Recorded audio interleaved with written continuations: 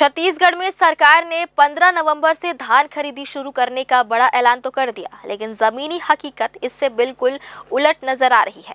सरकार जहां दावा कर रही है कि बिलासपुर जिले के सभी धान खरीदी केंद्रों में खरीद प्रक्रिया शुरू हो चुकी है, वहीं ग्रैंड न्यूज की टीम ने धरातल पर पहुंचकर जो तस्वीर देखी वह सरकारी दावों से बिल्कुल अलग है।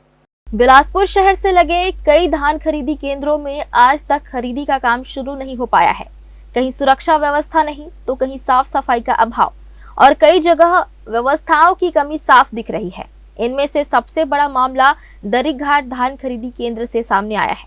जब ग्रैंड न्यूज की टीम ने वहां पहुंचकर केंद्र की स्थिति देखी तो पाया कि धान खरीदी की शुरुआत तो दूर, केंद्र तैयार ही नहीं है।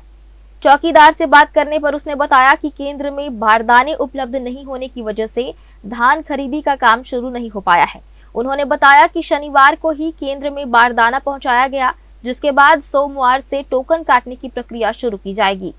चौकीदार कौन से गांव के सोसाइटी है उपार्जन केंद्र? दर्रीघाट। दर्रीघाट उपार्जन केंद्र। यहाँ धान खरीदी भी हो गए शुरू? नहीं होए, बारदाना नहीं रही। कब आई से बारदाना? आज तो वही से। और टोकन वोकन की क्या स्थिति है? टोकन सब मार के कठी के सुने हैं। अच्छा, कोठी नहीं कटे। तार कांटा सब घेरा गए हैं, सफाई वफाई सब हो गए हैं। कौन है प्रबंधक? कोमल चंद्राकर।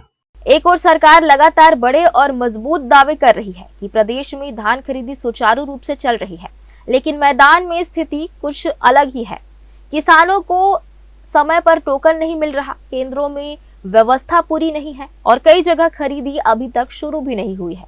किसान इंतजार में खड़े हैं, लेकिन व्यवस्थाएं अधूरी है। धान खरीदी केंद्रों की यह लापरवाही कहीं न कहीं बड़ी समस्या खड़ी कर रही है और किसानों की उम्मीदों पर पानी फेरने का काम कर रही है। अब बड़ा सवाल ये है कि सरकार के दावों और जमीनी सच्चाई में इतना बड़ा अंतर क्यों है?